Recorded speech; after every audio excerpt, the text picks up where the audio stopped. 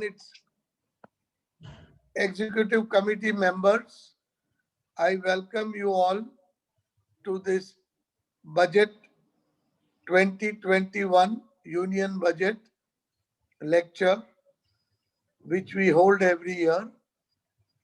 Friends, I think it has been a landmark as far as the stock market reaction goes. But अंदर શું છે, પડદે કે પીછે क्या है, એ સાંભળશું આજે આપણે. ઇન્કમ ટેક્સમાં મારા હિસાબે બહુ માઇનર સિવાય ઇફેક્ટ સિવાય મેજર ટેક્સેશન સ્લેબ વિગતવાર અજીતભાઈ શાહ આપણે માન આપીને આવે છે. I welcome Ajitbhai Shah on behalf of everybody.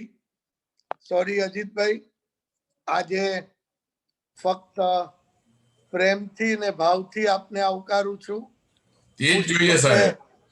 પુષ્પ કે શુભેચ્છા એ જ રહેશે, પુષ્પ નહીં હોય. We also have દેવર્ષભાઈ of HDFC with us. દેવર્ષભાઈ પણ આપણે ત્યાં અગાઉ આવીને કેપિટલ માર્કેટ્સ પર બોલ્યા હતા. તો આજે એમની બજેટ ઉપર વિસ્તારથી સાંભળીશું. પહેલા અજીતભાઈ ટેક્સેશન સાઇડ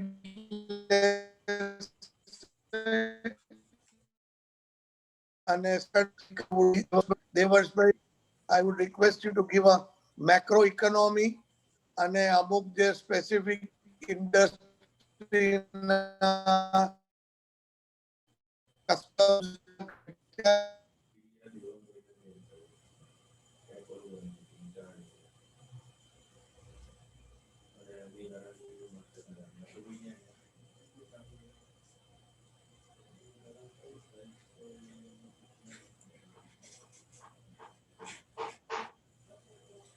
સમીરભાઈ નો અવાજ નથી આવતો. મને બધાને સંભળાય ના, હેંગ થઈ ગયો લાગે છે.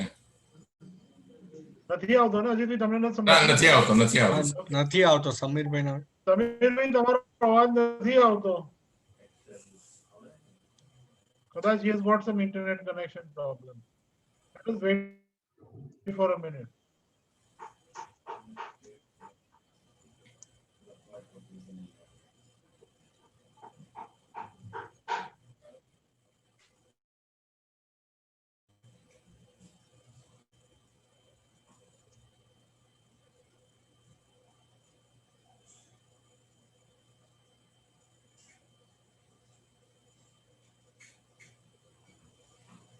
Sorry.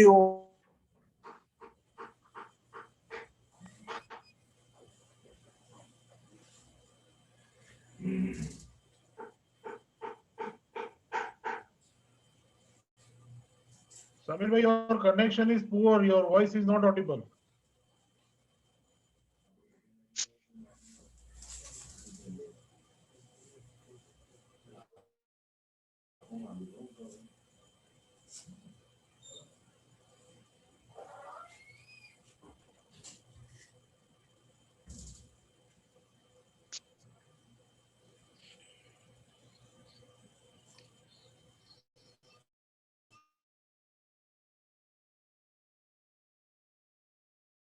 Count 38.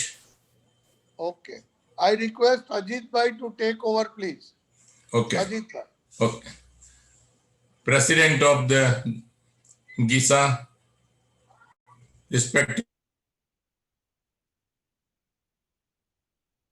Hasmukh Bhai, Secretary Pranav Bhai, Joint Secretary Sri Hasmukh Bhai, Joint દેવર્ષભાઈ, સૌ પ્રથમ તો બજેટની તારીખ નક્કી થાય એના 2 દિવસ પછી મારે એક તારીખ લખી જ નાખવાની કે મને ખાતરી જ છે કે સમીરભાઈનો ફોન આવવાનો જ છે, એટલે હું એ દિવસ ખાલી જ રાખતો હોઉં છું.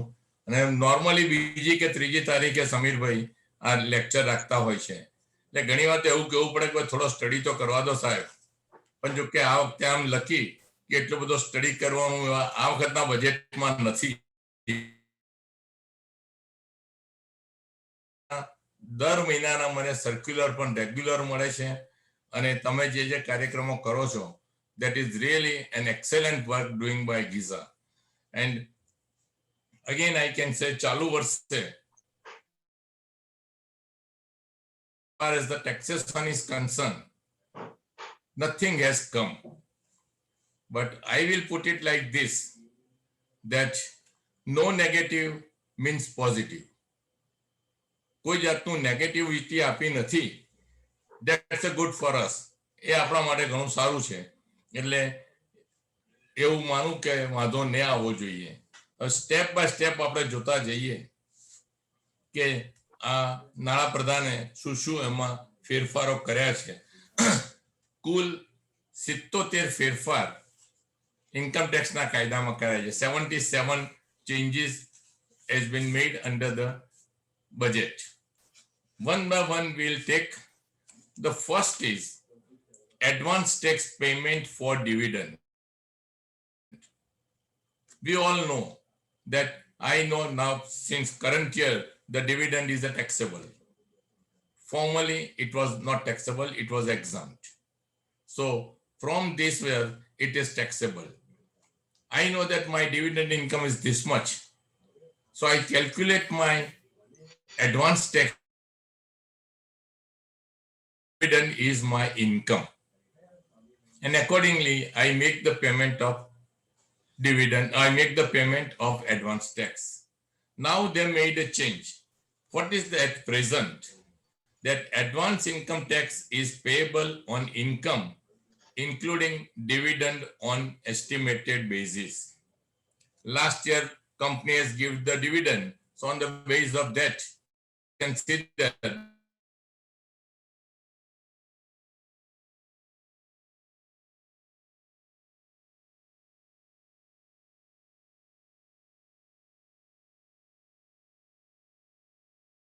only after declaration and receipt of dividend. So we know that this company has declared this much dividend and I have got so many shares. So naturally my income will be high for the dividend.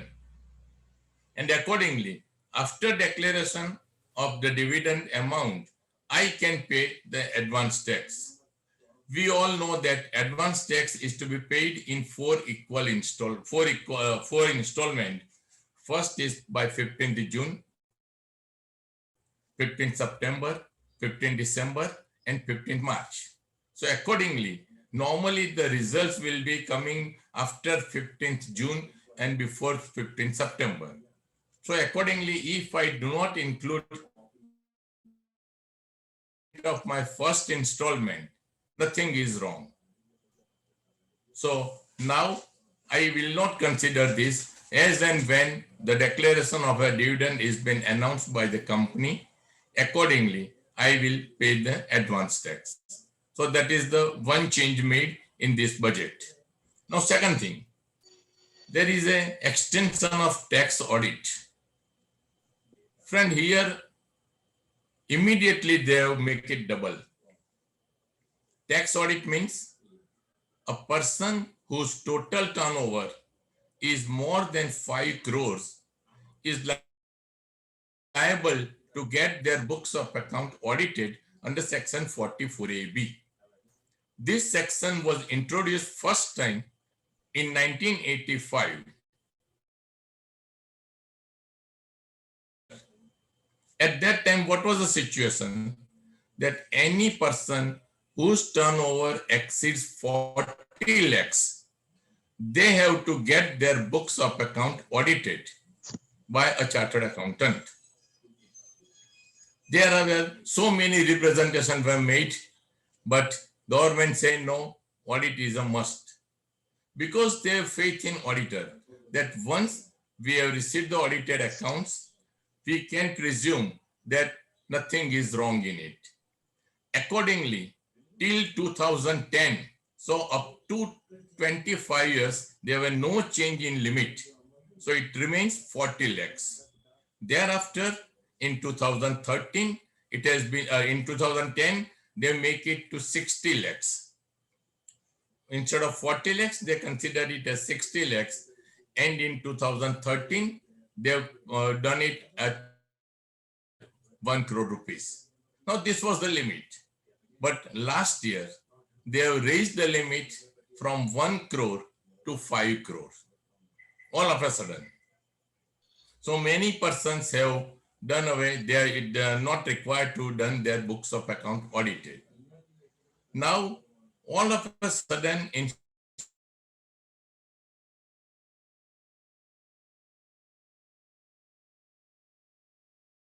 than 10 crores, they have to get their books of account audited. But one in past and in current also, it remains the same, that tax audit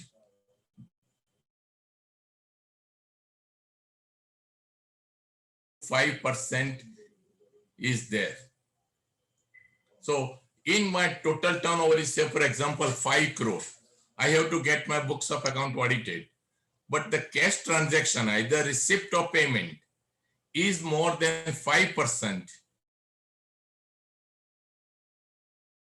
though the limit is of 10 crores. So that is the main thing. I have to be careful. Now the question may arise that I have a factory. I have to make a payment to my workers every month. I withdraw the cash from the bank and I make the payment to workers. So naturally, it may exceed 5% of my total turnover, and I have to get my books of account audited. So in fact, one should be careful, and they have to calculate that whether my cash transaction is more than 5% of my turnover or not. If it is more than 5%, then I have to get my books of account audited, though my turnover is. That is the change that they have made. Similarly, though it is not related to us, under the GST Act also, they have done away with the audit. Under GST Act, there was an audit, but somehow or other, they said now there will be no audit required under the GST Act also. Introduced from 1st July 2017. And they have said the audit is a must, but all of a sudden from this budget, they say now there will be no audit under the GST Act. But in a lighter way, we presume, we as a chartered accountant, because I'm a chartered accountant, and by this effect, many junior chartered accountants, they are having a work of 44AB, that is the tax audit. They will be the big sufferer, they will be the more sufferer, and it will affect them also. But I think that whatever the, and as I said, I presume that this time we made a strong representation. We have referred to High Court for a extension of the time. And strict that no, they are not going to give any kind of extension for submitting return of income. And accordingly, they were strict, and we have to submit our return of income before 15th 2021. Submitted. Now we have only audit report before 15th January, and now we can submit our return of income before 15th February 2021. So if I have already submitted audit report then and submit my return of income today, then there will be no problem, no difficulty. But this is the changes which they have made. Next changes they have made, that they have reduced the time limit. Which kind of time limit, friend? That time limit for sending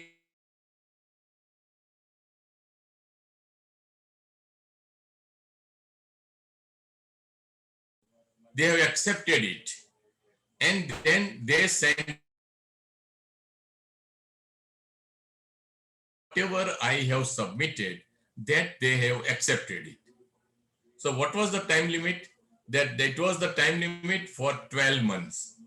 Within 12 months, I have submitted my return of income today, that is on 2nd February 2021. And till 1 year, I didn't receive the order or any notice from the department, any scrutiny notice from the department. I presume that my return has been accepted. Now that limit of 1 year, now they have reduced for the 9 months.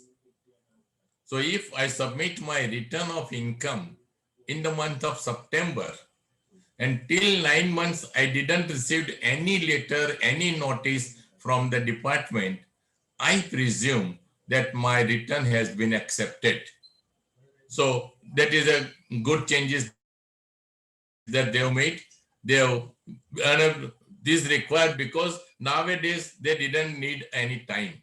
Everything is online. So it doesn't require you also receive the refund order for current year. For the year ending on 20th March 31st March 2020, many SSCs have received their refund or order. So they are now become very fast. Second changes they have made, that time limit for issue of scrutiny notice. We all know that time limit for issue of scrutiny notice was 6 months after the end of the year. That means I have submitted my return of income on September 2020. If they want to issue me the notice of scrutiny, they can issue before 30th September 2021. 30th September 2021. But if they have not issued, then I presume it has been accepted. Now that time limit has also been reduced from 31st March to 31st December. So for the assessment year 2022-23, notice issue is to be made before 31st March 2024. Now issue before 31st 2023. So there is a cut down in the period of that month. So instead of 6 months, they have considered it as 3 months. So that is also a good suggestion. Now, reduce the time limit for belated revised return. We know that I have submitted my return of income and later on I find that I forget to show this income or I have shown this wrongly. So I would like to reduce my income or I would like to increase my income. I have right to submit a revised return. For revised return, last date for filing of belated or revised return of income, I was having months time. So once I submitted my return of income, within 12 months, I can submit a revised return. If I find that there are some changes, so I can submit it. But now, instead of 12 months, again they have reduced 9 months. They have also reduced their time limit the same way. They have reduced the time limit for assessee also.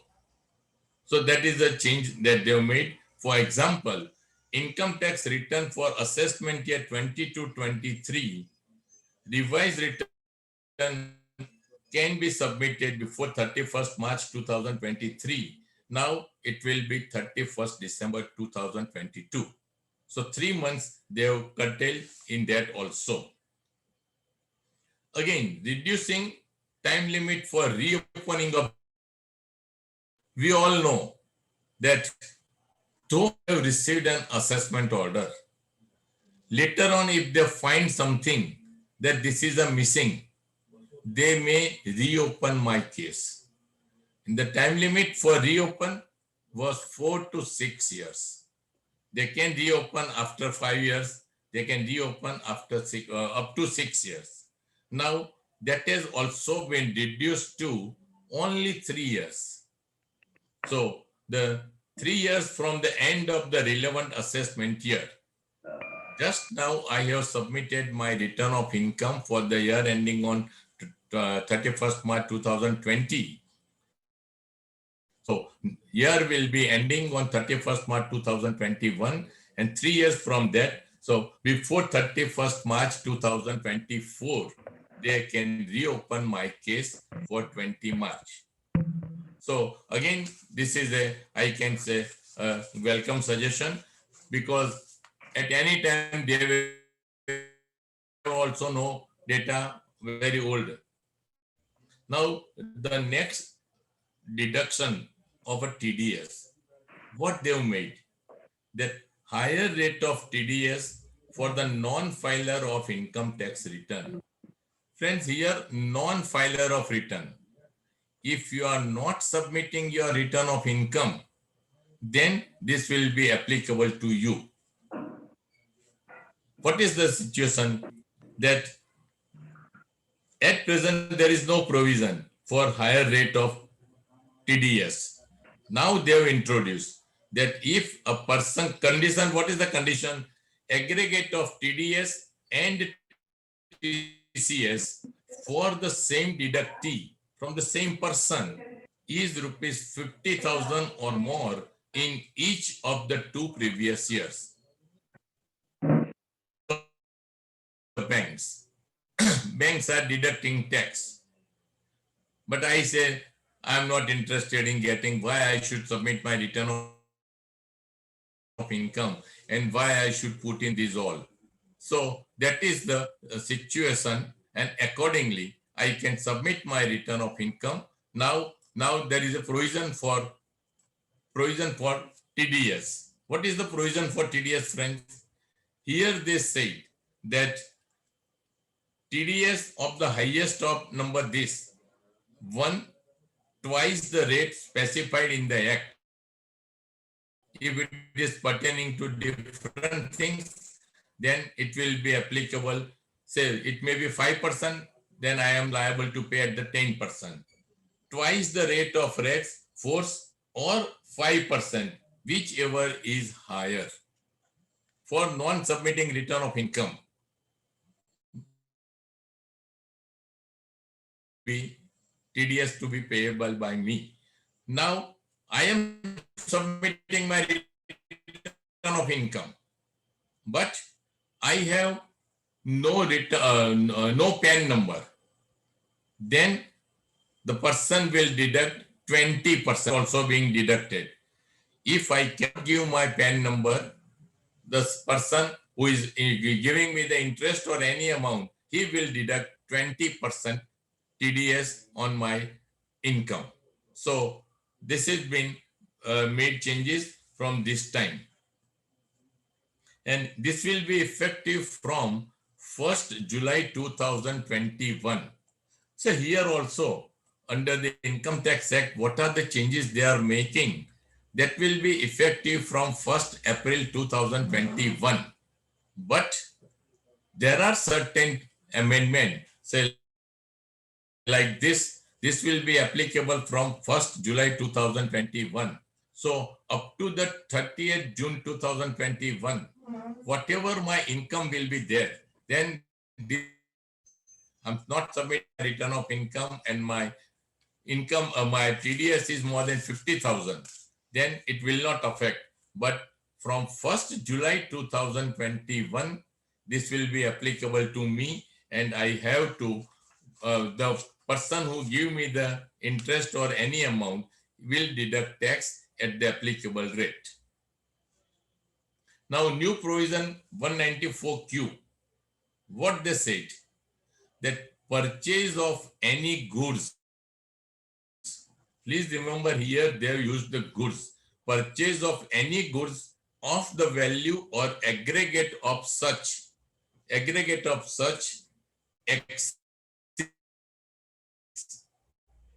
then 0.1% TDS will be made by the person from whom I made a purchase.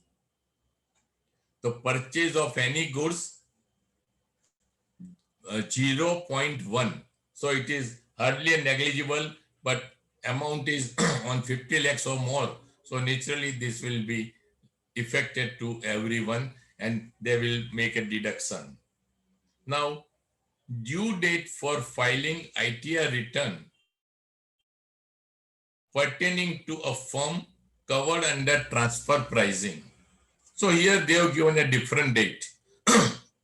Last date for submitting return of income whose books of accounts are being audited is 30th September 30th September, and those whose books of accounts are not being audited, it will be 31st July. Now, for the person who are having a transfer pricing audit, they will be 30th November. So 3 dates. And from the current year, they have made one more date. What is that? That you have to submit your audit report before 1 month in advance. So at present, what was the situation, original situation? I have to submit my return of income if my books of account audited, then before 31st October, but I have to submit my before 30th September. Now the question may arise, when my audit is ready, audit report is ready, why I should wait for 1 month? And for what reason they have made this kind of amendment? Because when my audit report is ready, I can calculate my taxable income. But this is a provision. And accordingly, they have extended these 2 due dates. That is, return is to be submitted before 15th February and audit report before 15th January. So accordingly, now they say that for the person having a transfer pricing audit, it will be 30th November. So now presumptive tax. What is presumptive tax, friend? Presumptive tax audit. So under section 44AD, this will be applicable to a professional person. That if their gross receipt than 50 lakhs rupees, their gross receipt is less than 50 lakhs rupees, they have to submit their return of income as per their shown in the books of account. But condition less than 50%, 50, then I have to get my books of account audited. So here it is very difficult.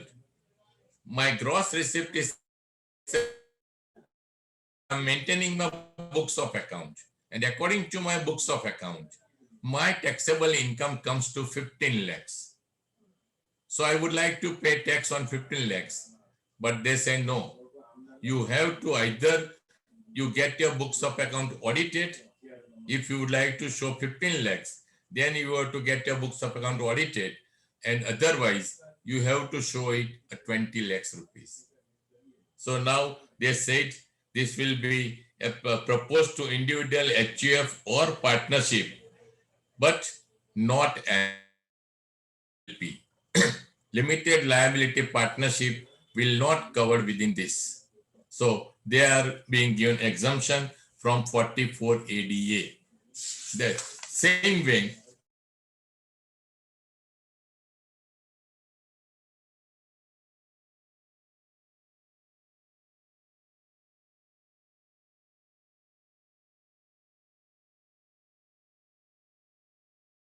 up to 1,50,000 interest you pay, then you will get an exemption, deduction.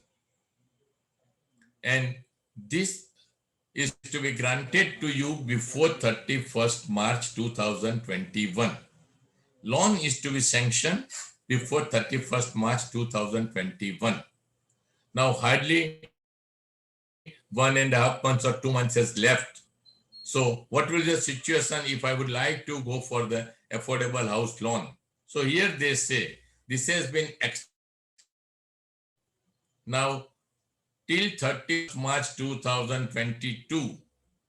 If my loan is being sanctioned for affordable house, then I am entitled for deduction, interest deduction of 1,50,000 rupees. Same way, tax holiday for startup capital gain exemption, equitable eligibility for claiming tax holiday for startup. Then date of incorporation is 21.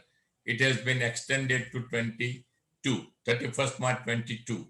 In both the case, capital investment in startup up to 31st March 21. It has been extended to 31st March 22. So both the dates are being extended. Now they have a new one kind of a committee. What is that? That easy dispute resolution for small taxpayers. We can call as small taxpayers. Taxable income of tax. If my income is below 50 lakhs and my disputed income is up to rupees 10 lakhs, then I can go for the dispute resolution panel. That is, they have formed a new committee, and I can go there and I can plead that this is wrongly added to my income. But here it is less than 50 lakhs only, then I can go. And friends, as we know that government have got all the chances, all the privilege to extend their dates. Say Viswas scheme which was introduced in last budget. The last date was 31st March 2020, and they have extended due to COVID. Latest they have extended till 31st January, and only on 31st January they pass a resolution, they issue a notification that this scheme has been extended for one more month. The reason, the response of this scheme is not good. Because very few persons, very few assessees have taken the benefit of this scheme. And that is why they have extended. Same way, when we are asking for the extension of time, they were not given us, but they are to till 31st 2021. So they are doing themselves, but they are not thinking of the taxpayers. Now, faceless IT-80. Before 2 years, they have started faceless assessment. What is faceless assessment, friends? That when my case has been selected for the scrutiny, I received a notice. Before that, I didn't know. Before that, I know that this notice has been came from my department where I am submitting my return of income. I know the particular officer or the commissioner that he has issued the notice, and I have to reply them. But now, on the basis of faceless, all the notices of scrutiny will be issued from the Delhi, and notice of scrutiny assessment may be issued by an officer or a commissioner sitting at Chennai. He will send you the letter, kindly give the following particulars for your scrutiny case. If I submit it, then that will go to a commissioner or an officer sitting at Delhi. He will verify, and my order may be passed by a commissioner who may be sitting at Calcutta. So we didn't know who has passed my order. The difficulty is that whatever I have submitted, they have asked, I have submitted, all right. But whether they are able to understand or not, I say, what's the answer of 1 and 1? If you will say 2, you may be correct. If somebody will say 11, he may be correct. But 11 or 2, that is to be decided by the person who is examining my return of income. So if I personally say I can explain, so this is like this, but nothing doing. And they may have made a huge addition, and for that I have to prefer an appeal. And before preferring an appeal, I have to pay 20% tax, 20% of the tax. So these are the difficulties. Now here they say now, ITAT means tribunal. If you would like to submit an appeal with the tribunal, again it will be made online, faceless. We have to go to our advocate, go to tribunal. They didn't require to go to tribunal. It will be faceless. What are the details? What you want to argue? That you have to argue on paper, and you have to submit that paper to the particular tribunal member. So that is that they've made it. Next one is exemption to a senior citizen from filing income tax return in case of a specified persons, whom we all know that a person having age of more than 75 years and he has only income from pension and interest, that too will be receiving pension income or interest income in the same bank, then they have not to submit their return of income. Their income may be huge. Say if somebody retire and his pension income is 1 lakh rupee per month and he is getting it 12 lakhs rupees, but it has been deposited and on the same he has got FD and interest income is credited. So though he is not required to submit his return of income, though his income is more than 2,50,000. So this is the changes that they have made, that again bank to compute the income and deducted TDS after giving effect of deduction. So they have to submit their deductions. If they are paying their insurance policy premium, if they are depositing in PPF, all the documents along with their declaration that I am more than 75 years old and my income is from pension and this is from interest, then only he will be getting exemption from submitting return of income. A good change. Persons or the percentage will be there who will take the benefit. Say, I am doing a business. I'm 80 years old. I will not get the exemption because I have got business income. Who are entitled only the pension income and interest income. So again, it's difficult for us. Now they have done good step that reducing the hardship to the NRI. We know that non-resident Indians, they are paying sometimes a difficulty for their income, double taxation, what we say. Now they said that government will notify the rule for reducing hardship. So double taxation will reduce, and the hardship of double taxation in case of NRI return to India having accrued income from their foreign income. So they also face difficulties now, because here I say I have already paid tax in USA. Why I have to pay tax in here? So this was the difficulties. Now they said that it will be solved by this. Now one good thing they have done is this. It will be helpful to we all friends. What is that?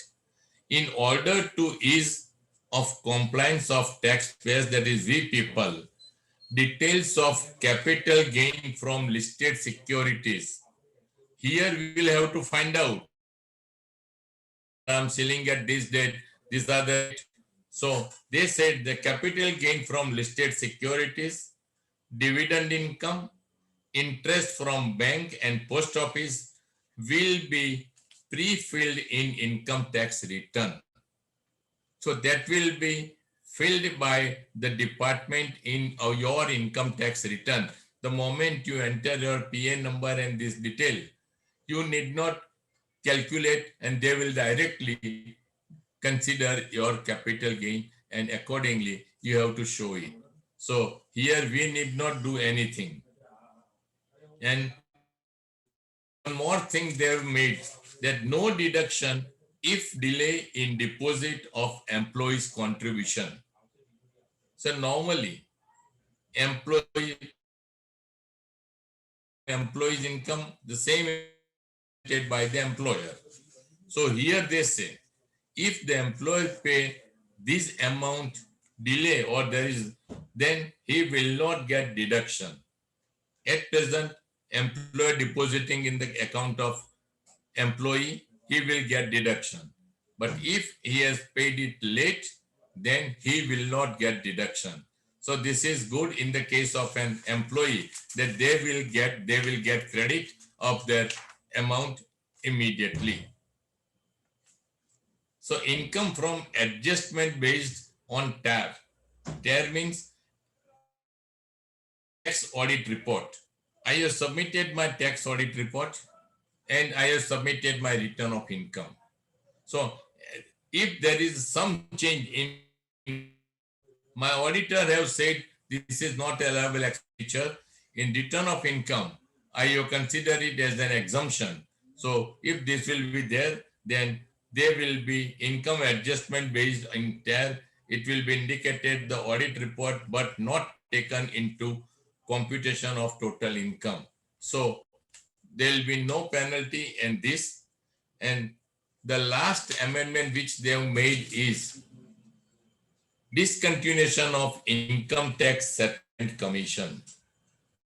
Income tax settlement commission, we all know that if there is a dispute with, I do not want to go to the High Court, I may prefer an appeal to the income tax disputed settlement commission. In our West Zone, the office of settlement commission is only at Mumbai, not even at Ahmedabad. So now they have abolished this. So now you can go by routine to the department or against ITAT, or you can directly go to the High Court. So these are the amendment and they have made in this particular budget. But as I said, nothing has been, they have touched anything. And that may be good for us, I think so. Right, friends? Now, you have got any question, then you are free to ask me. Any kind of a question in your mind, friends. Thank you, Ajitbhai. હવે question answer પછી રાખીએ કે એવું રાખીએ? It is up to you, sir. Samir bhai. I think let દેવર્ષભાઈ get over. Okay. બે set question answer રાખીએ. Okay. So thank you, Ajitbhai. My pleasure, sir. I request Devarshbhai to take over. Devarshbhai, please. Right. So thank you for inviting me for this conference webinar. I would like to show some presentation. Yes, you are audible. Yes, and can you see my screen? Yes. Okay. So thank you, Gisa. Thank you, dignitaries. Thank you, the office bearers of Gisa, for inviting me for this webinar. So first, why this budget has been so enthusiastically accepted in market, why there is so much euphoria. Can anybody answer? Let us keep it interactive.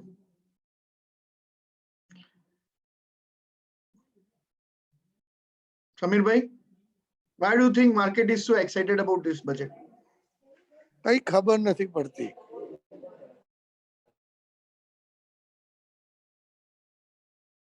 કે કેમ આટલું બધું બજાર વધ્યું? I think infrastructure ને spend કારણ કે borrowing આટલું બધું વધારે. બરાબર. So let me try and answer that question. I think if we can answer that question, that would be a good justice to this webinar, right? Right. Okay. Right.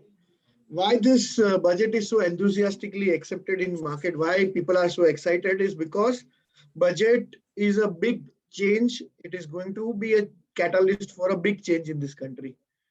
The finance minister has decided to bat for the growth rather than bat for austerity, best for the conservativeness. And what I'll try to do,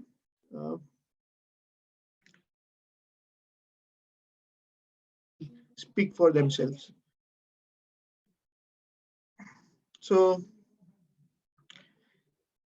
Girish, Samir bhai, can his numbers are visible on the screen?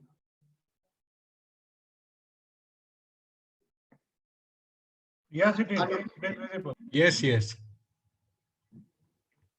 Okay.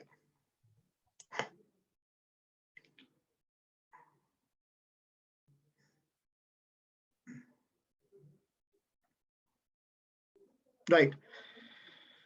So what we have here, few minutes and explain you the numbers. And once the numbers are clear, then most of us will understand why this budget is so enthusiastically accepted in the market, why stock market is so excited. So number, the first column is 9. Samir bhai, you please keep answering me so that I can I move ahead. Okay. 16,84,000 number दिखाई छे? Devarsh bhai, please expand the slide to presentation mode. No, it is in full screen only. Can you see the numbers now? Yes. Okay. So this first column is the 1920 actual numbers. 1920. This 2021 was the estimate for this year. This 2021 revised estimate is the after COVID and after all the problems of last year's lockdown. This is the number they have been able to achieve. And now these are the estimate for next year. So let me explain one by one what has happened. So revenue received, which was 16.84 last year, when the last year budget was announced, they estimated that it will be 20 lakh crores. And it actually turned out to be 15 lakh crores. Now what is happening is every year what they do, they announce these numbers, 20 lakh crore revenue, certain numbers for borrowing, certain numbers for expenditure, and eventually you come to a number which is your revenue minus the expenditure. Your revenue is lesser than your expenditure, so there is a deficit. And the deficit which they announced while giving the budget was this 6,09,000 crore. And the fiscal deficit which they thought they will end the year with was 7,96,000 crore. So which was 3.5% of the GDP. That is what they have thought they will do. Now, because of the COVID, it eventually turned out to be a deficit of 18,48,000 crore. So instead of 3.5% of GDP, the revenue, the fiscal deficit is 9.5% of the GDP. What happens here? Every year, what they do? 30,000, 7,96,000, and what they keep on doing is they show this number lower, but they actually borrow from out of the balance sheet companies. For example, for this year, this 7,96,000 number was given in the budget estimate. But actually what they do, they keep only certain amount of deficit here and around 1.5 lakh crore to 2 lakh crore of worth of borrowing. They do not keep it in the union budget. They put it in a companies which are guaranteed by the government. The prime example of 1.5 lakh crore last year was Food Corporation of India. So let me explain. You want your fiscal deficit to remain low. So what you do, you only show around 8 lakh crore here. And what you do, you ask Food Corporation in India. What is Food Corporation in India? They basically pay farmers. So what do Food Corporation do? They procure from market at rupees 10. They sell into the public distribution system, ration card system at rupees 5, and 5 rupees is the loss. Government should pay for that 5 rupees. Instead of paying that 5 rupees, what government does? Said, okay, I'm not able to pay you 5 rupees. You go and borrow from market. એટલે government no loss છે, government એ loss provide કરવો જોઈએ. पर government loss provide ना करे एक I am guaranteeing you go and borrow from market અને market માંથી borrow કરી લો 5 year નું જે interest આવશે એ અમે ખાલી pay કરીશું. So the numbers which were given in the budget always had a doubt about the integrity of the numbers. Most of the people did not believe. They had to do a lot of back and they have to do the calculation and find out what is the actual real numbers. Now you see here, instead of 7,96,000, we ended up with 18,48,000. And next year, they have, without taking any fudging, they have declared that we will be able to have only higher deficit of 15 lakh crore. 6.8% of GDP we will have to borrow. There are no off-balance sheet items. Everything has been kept inside the budget. And this is a number which is most conservative. They have assumed very less growth compared to what it is possible because since last year, because of COVID, most of the numbers were depressed. And on that depressed numbers, they could have taken a huge growth and nobody would have questioned it. But they have kept numbers which are believable. And since these numbers are believable and since they have not done the fudging, the market actually liked the real numbers. So it is like this. If you go to a doctor and the symptom is that you have higher sugar and higher blood pressure, the medical report says that you have higher sugar, so you should take medicine.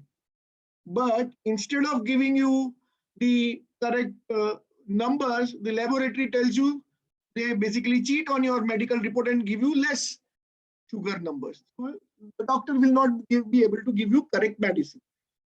This time the numbers are more believable. Everybody knows that actually you are suffering from diabetes, so you know you have high sugar, but your report was not coming correctly. Now the numbers are correct, so people are actually appreciating this. So the government has decided to do away with all the fudging and all the cheating they were earlier doing. And now they have decided to borrow more and put that money into infrastructure. So FY22, the biggest number is that they are going to put 2.5% of the GDP into infrastructure. So as I have told, these numbers are more believable. They have of the balance sheet, the higher number of borrowing without worrying about the rating agency. What was happening till now? We were keeping these numbers off balance sheet. We were keeping these numbers low in order to be not downgraded by rating agencies. We were afraid that what if they start downgrading us, then our rating will go down and we'll be able to not borrow from the market and we'll have to pay higher interest. This year, because of the COVID, because there is so much global liquidity out there, there are currently 60 countries around the world where interest rates, the benchmark interest rates are below 1%. There are so many countries where the government treasuries are trading in negative. There are about $18 trillion worth of money which is available to be invested in good assets. So this year, they said, we will not bother about rating agencies downgrading us. We will clean up our balance sheet and we will show the correct number and we will borrow and we will spend that money to infrastructure. We will spend that money for growth and that will result into higher taxes. And then eventually, gradually, once we start growing higher and higher, we will have higher taxes in 5 years from 21 to 26. Gradually, we will come back to 30.5%, which we thought we were doing it in FY22. So earlier, because of the FRBM Act, the regulation was that we should go to 3.5% in FY22. But instead of 21, 22, we have decided that we will do it in 26, 27, 25, 26, 27. So 4 or 5 years down the line, we will reduce the balance sheet, balance deficit. We will not reduce now. We will keep on spending. We'll keep that spending without raising the taxes. So if you see the budget, they have decided not to raise the taxes. Earlier, what they were doing it, you tax first, take the money from the taxpayers and then invest it in infrastructure, spend it. This time, rather than taking money from taxpayers, they have decided to do two things: asset monetization and privatization of PSUs. And without taking money from the taxpayers, higher taxes, they have decided to spend more. And that's why stock markets are so excited that you are not taking money away from the taxpayers. You are actually cleaning up your balance sheet, and you are taking money from your assets. You are selling your assets, and then you are privatizing your PSUs. And basically, once we know that government companies, when they are privatized, the efficiency increases, the kind of wealth which creates, like Hindustan Zinc or Tata Communication, when they are privatized, they are creating huge wealth, and the taxes which they earn from those companies are much higher than the money which they get from. So that is the capitalism. So market likes those capitalistic policies instead of socialism. Earlier, what we were doing it, we were taxing the higher, taking rich, and then spending it on poor. So the cake was remaining the same. We are taking more and more pieces of the same cake. Now government is betting, government is hoping that we will increase the size of the cake much. So there will be so much growth, there will be so much higher cake available to put more pieces, and then we'll spend those pieces on infrastructure, spend on social schemes, and try to improve the lives of the common citizen. Now, whether they are successful or not, whether they will be able to have more revenue than what they have decided, whether they're able to generate so much growth, only time will tell. But from the face of it, numbers are actually more believable, and it looks like that they will be able to pull this growth back easily. So they have not done much changes in taxation. They have done some small tinkering on custom duty. Otherwise, they have done on the balance sheet side, they have done very well. So what are the key highlights? Now I'll go to the key highlights of this budget. So we have one provision, which is the bad bank, and it is for the PSU banks. So what is happening right now? All these public sector banks, State Bank and other Bank of Baroda, Canara Bank, Dena Bank, they are not able to lend to large projects. Why they are not able to lend to large projects? Because they have non-performing assets, and they are worried that newer assets will turn into an NPA. Unless you spend on these large projects and unless you have large capital expenditure, your country will not have growth. So what they have done, they have decided to create an asset management company, which will be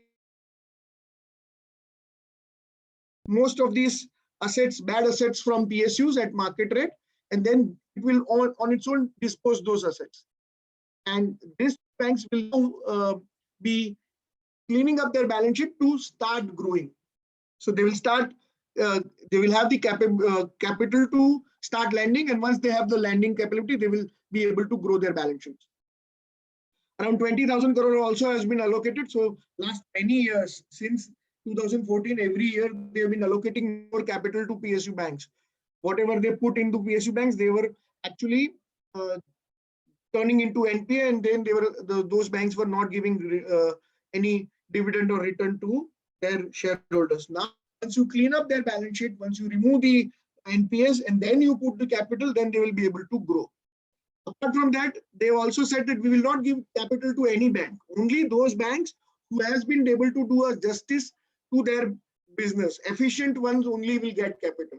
Not all banks will get capital. So now all these PSU bank managers are under pressure to perform. They are also going to privatize 2 public sector banks. They are also going to sell them apart from IDBI Bank, and they are also going to do privatization of 1 insurance companies. So they basically, by selling these assets, they will be able to generate resources which will be spent on road and other infrastructures. Apart from that, they are going to allocate 20,000 crores to these development finance institutions to create more infrastructure in this country. They are also increasing the limit in the FDI in insurance sector from 49 to 74.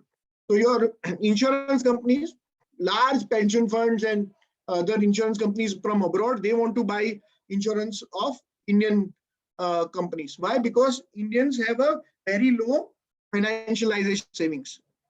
Compared to Western world, our investors, our savers put very few amount of money into financial assets. That is the trend which is now picking up, and it will continue to last for next 15-20 years. There will be more and more money into banks, more bank accounts will be opened, more mutual fund will be sold, more insurance policies will be sold. So people who were putting money only in gold and real estate and land, now they have started gradually putting money into financial assets.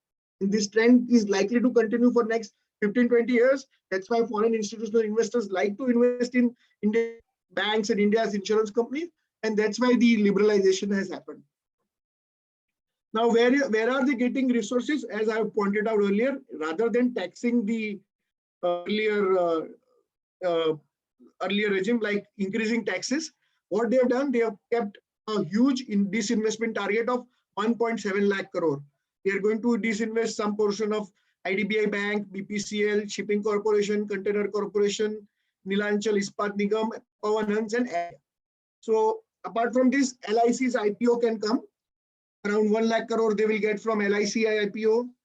Around 20-30,000 crore they get from some person of BPCL, IDBI Bank, and other companies. They are going to privatize, and then this money will be used in this spend on social schemes. So, and whatever they could not do in 21-22, but 21, because of COVID, they have decided to do it this year. So a lot of privatization, a lot of IPOs, a lot of InvIT, investment trust, and monetization of assets is going. Decided that rather than borrowing money and putting it into infrastructure, they will do the monetization of pipelines, monetization of earlier road assets, and those money will be put into creating new infrastructure. World over, liquidity is so high that if you pay certain assured return for 5%, 7% to those pension funds, they are willing to invest into India. So they are going to monetize a lot of infrastructure assets like assets, power grid assets, pipelines, give it to old pipelines, give it to foreign institutional investors in the form of InvIT, and that money will be spent on new infrastructure. And you will keep on doing this cycle. So this virtuous cycle is likely to happen now. Apart from that, they have allocated around 2 lakh crores for next years in nurturing the PLI scheme. Basically, government till now were what they were doing till now. They were doing that they will keep the same policy. Policy will be same for all the companies. They prepare a policy, they prepare some government act, and that act is same for everybody. This government has changed the rule of the. Now what they are doing, they are giving you performance linked incentives, PLI. What is PLI? This is a game changer for industry. That as you grow more, we give you more and more incentive. So if I choose you as a mobile manufacturer, if you do X turnover, I'll give you 1% of incentive. If you do 2x of turnover, I'll give you 2% of incentive. If you do 10x, I will give you 3% incentive. So government is now encouraging companies to become larger and larger, become global champions, become global manufacturing hub. And if that schemes are successful, we will have large companies out of India. Recently, I was talking with one company, one management. They have imported material from US via air. You know why? Because earlier they thought that they can get the material, the machinery by road or by ship, and it will take 2-3 months, and then it will take another 3 months to commission, and then they will do. But now the incentive starts from the 1st of April. If I want to start my business and the clock is ticking, said whatever turnover I do in 22-23, I'll get certain kind of incentive. So people are so excited about it that they are not willing to worry that let me even airlift my material, start manufacturing from 1st of April so that I get the incentive from the government. So that is the kind of game this government has changed. Apart from that, there are so many announcements, like they are going to have mega investments in textile parks in next 3 years. They are going to do some 8,500 crores of road, which was left, another 11,000 crores last 11,000 crore new roads, 8,500 crore for last year road, which were not built. They will be built this year. They've announced the scrappage policy. They've announced the innovative PPP models to enable private sectors to finance for about 20,000 buses. New 20,000 buses will be introduced this year. That's why you saw that the companies like who are in the commercial vehicle, they have been excited in the markets. Their stock prices have gone up. So let's. So I have the complete sector-wise allocation and different things, but we don't have time to go through them. So I'll just quickly run through different segments. They have done what they have done. These are not recommendations. These are just key winners. I am not recommending you to buy these stocks. Autos, economic corridors, so infrastructure players, healthcare, insurance, metro railways, ports, banks, railways, ITs and InvITs, roads, scrappage policies, textile, vehicle financing, water infrastructure, power distribution, consumer discretionary, textile and electronics goods. These are the sectors which are likely to be winner out of this budget. And these are the companies, all the companies which are important in this segment. We have listed down here. It's not a recommendation to buy these stocks, but these are the companies which are clear beneficiaries. For example, if there is more investment in railways, we know that DML, Siemens, BHEL, and LLT are the 3-4 players in the railway sector. So obviously they will benefit. If there is scrappage policy, we know that the Metal and Scrap Trading Corporation, government company, is the one which is going to be likely to be beneficiary. So these are the key beneficiaries. You can study these companies, and out of which, if you find something interesting, you can actually invest. So more or less, what is important is this is the change in the philosophy, and there are 2-3 clear beneficiaries. One is the PSU banks is the clear beneficiary. Till now, PSU banks have performed in the stock market. PSU banks have not done that well. This is a change. So if you take away from this speech, think of adding some PSU bank to your portfolio. PSU bank means public sector banks. Public sector banks have not performed in the stock market for next 2-3 years. It is a big change. I think they will perform well. Another one is the infrastructure related companies. And the third is the PSU companies, public sector units. There is a possibility that all these PSU companies will be forced to do MOU with the government every year. Are asked to do MOU. In that MOU, what they do that we are likely to do this much turnover next year. And they try to match to that MOU. In this year's MOU, in March, once the MOU is signed, it is possible that the government say that if you do this much turnover, I will give you this much variable pay, like in private sector. If you do this much, we will give you, if you generate this much ROE, this is the kind of salary you will get. That is the change of thinking this government has brought into public sector units. So all these PSUs which are trading at a reasonable value, or they are likely to be privatized. Once they are privatized, they create a lot of wealth. So these are the opportunities which is available in the market. Because it is a public forum, I don't want to recommend any stocks, but these 3 sectors, the public sector unit banks, PSU corporations, and infrastructure companies are the 3 likely beneficiary out of this budget. From this budget to next budget, I think those stock prices, infrastructure stocks, PSU bank stocks, and certain PSU stocks can do really well. So that's my presentation. Over to you, sir. Thank you, Devarsh Bhai. It was a real exhaustive explanation, quite fast, and giving an exact view of what is what. In fact, you also touched kya budget kaya sectors ne વધારે boost up, and I think that would be important for our members who are regular long-term investors also. So now I would like to open the floor for questions. Pranav, I request you to kindly જેને જેની request આવે કે હાથ ઊંચો થાય, please start one by one. Sure. કોઈને question unmute કરીને કરી શકો છો, કોઈને ક્વેશ્ચન હોય તો. તમારે કરવો પડશે. હા, બિપિનભાઈ ગાંધીનો હેન્ડ રેઝ કર્યો છે એમણે. બિપિનભાઈ,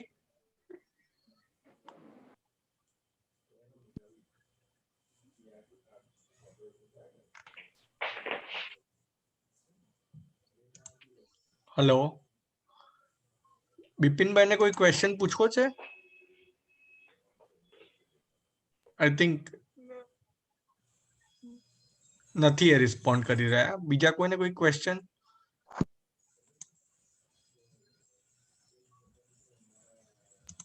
થોડીક વાર માટે બધાને અનમ્યુટ કરી જુઓ પ્રણવભાઈ, કદાચ કોઈનો વોઇસ ના આવતો હોય તો. થોડીક વાર માટે ને પછી મ્યુટ કરી દેજો. ઓકે.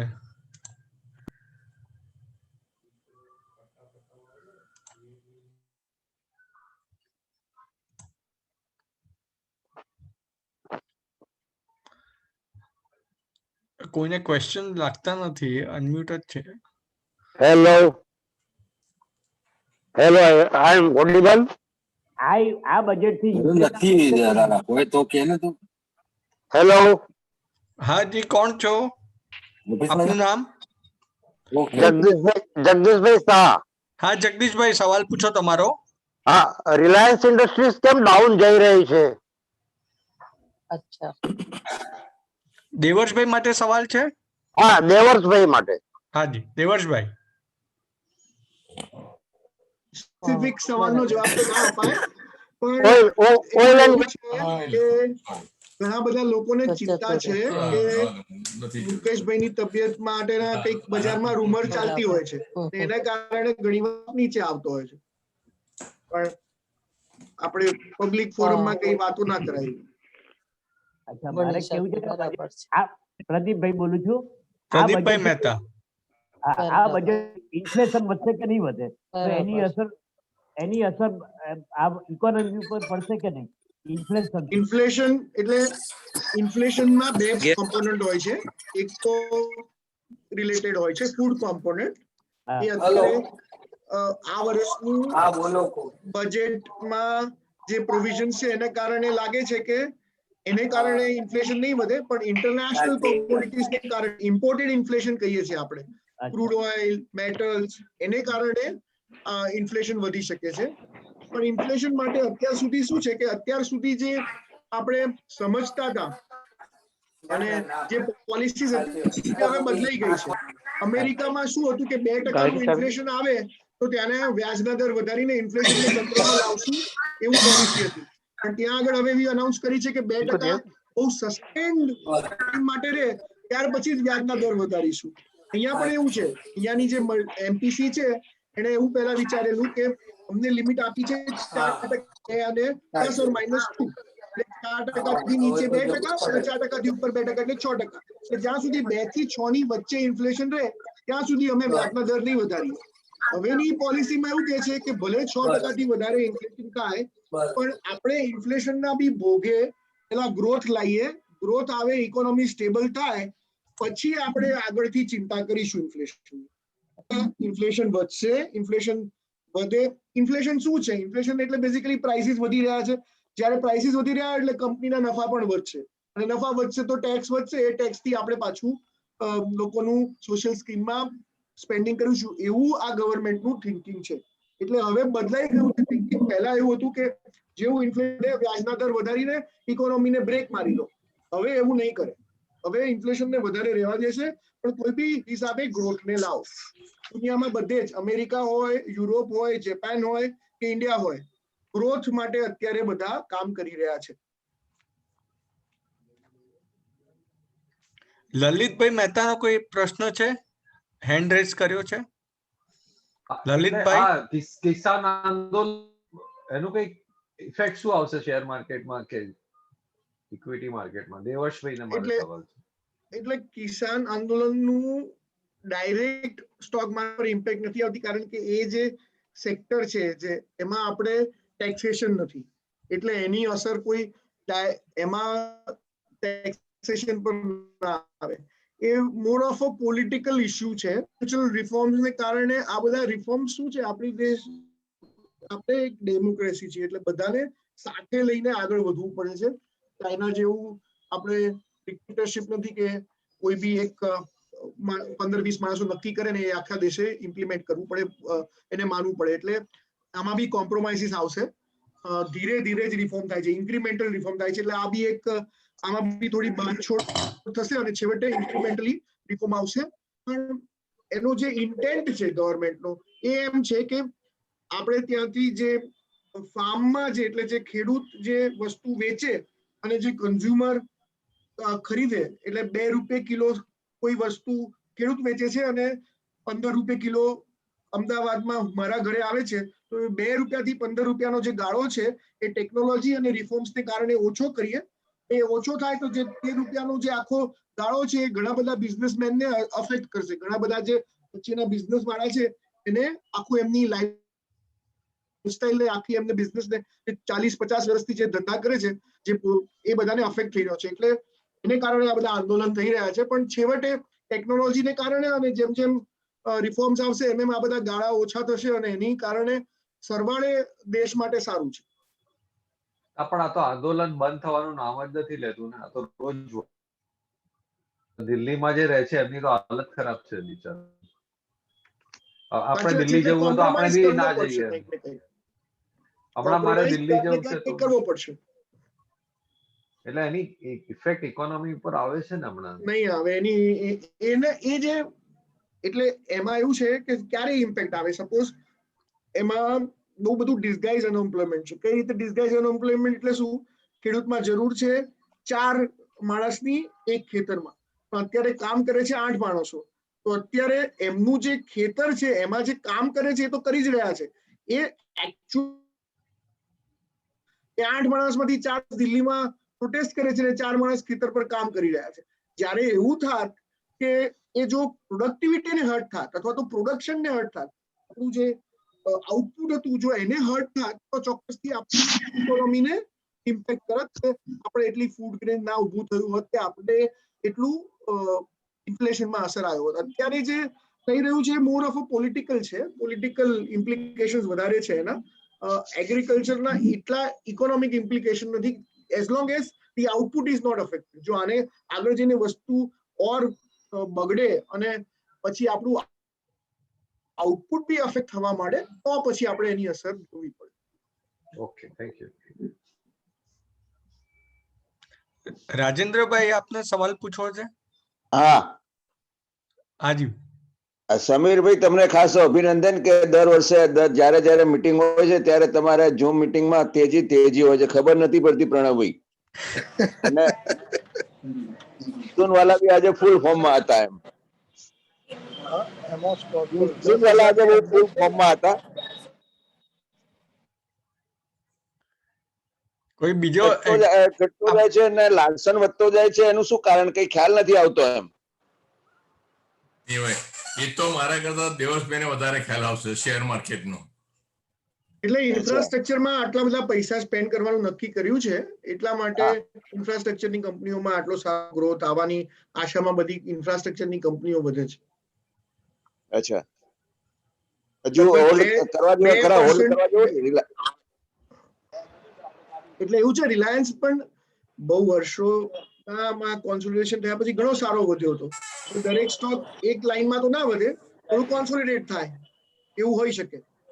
બરોબર છે. Okay okay, thank you thank you.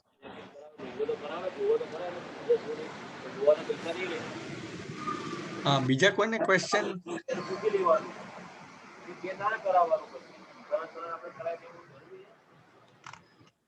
Devarsh, બોલો સિદ્ધાર્થ સર. આપણે સરકારનું boring net boring next year 9 lakh crore છે, બરાબર?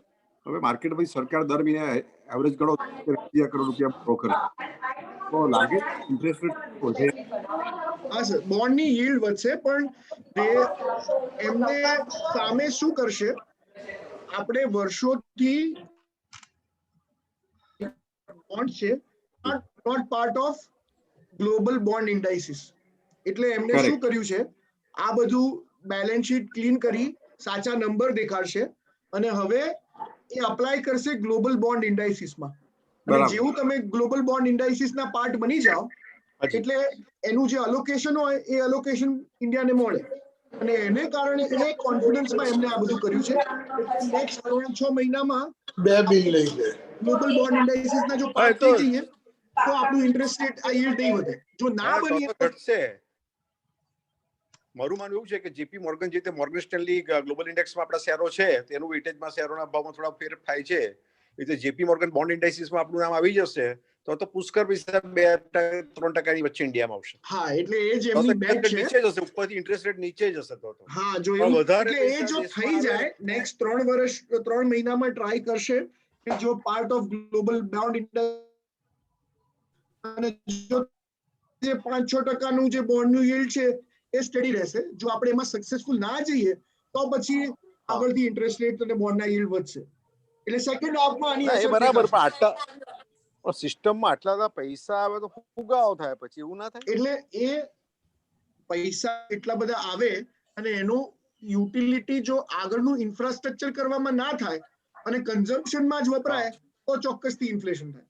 પણ જો એને તમે સારી રીતે સ્પેન્ડ કરી શકો કે જેનાથી ફ્યુચર ગ્રોથ આવે તો વાંધો નહીં આવે. It will be very interesting કે તે પૈસાને ચેનલાઇઝ થાય છે અને શું અસર થાય છે. કારણ કે ઘણા દેશોમાં આવું થયેલું છે કે ફોરેનના પૈસા આયા હોય સસ્તા ભાવે, પછી ભવિષ્યમાં 1-2 વર્ષ લોકોને સારું લાગે, એસેટના પ્રાઇસ ઉપર જાય ને બધું જાય, એટલે પછી એટલો તો ફુગાવો થઈ જાય, અનમેનેજેબલ થઈ જાય વસ્તુ. પણ એવું જો થાય ને તો એ વખતે આપણે જે એમપીસી છે, આપણે જે આરબીઆઈ છે એ રિસ્ટ્રિક્શન મૂકે અને ઇન્ટરેસ્ટ રેટને ઉપર લાવી દે અને ડિસ્કરેજ કરે નવા પૈસાને આવવા માટે. બરાબર છે. એટલે આપણે તો અત્યારે પહેલા આપણી જમીન ઉપર લાવી દઈએ, પહેલા શું કહેવાય ગરીબ માણસમાંથી અમીર માણસ થઈ જઈએ, પછી અમીરના પ્રોબ્લેમને સોલ્વ કરીશું, પૈસા લાવો પછી વાત.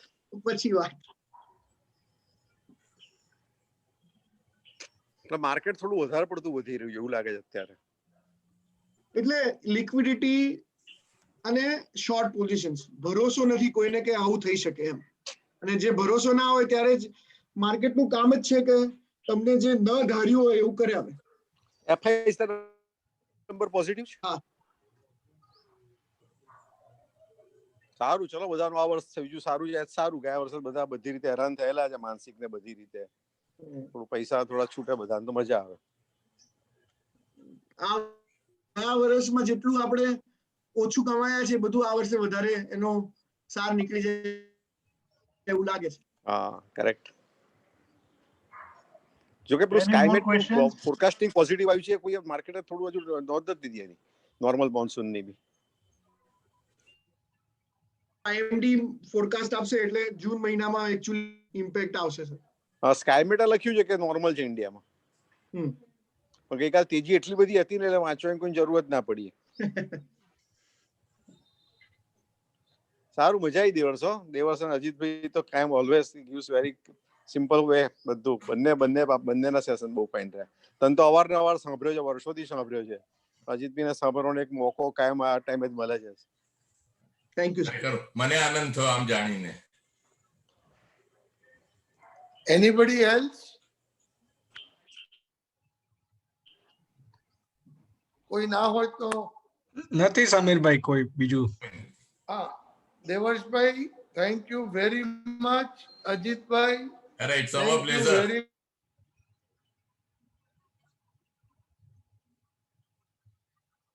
મળીએ અને આ જે બજેટમાં અજીતભાઈ તમારું સેક્શન અને દેવર્ષભાઈનું એનું એક પાછું વિશ્લેષણ કરીએ એવી મારી ઈચ્છા છે, જો આપને વાંધો ના હોય તો.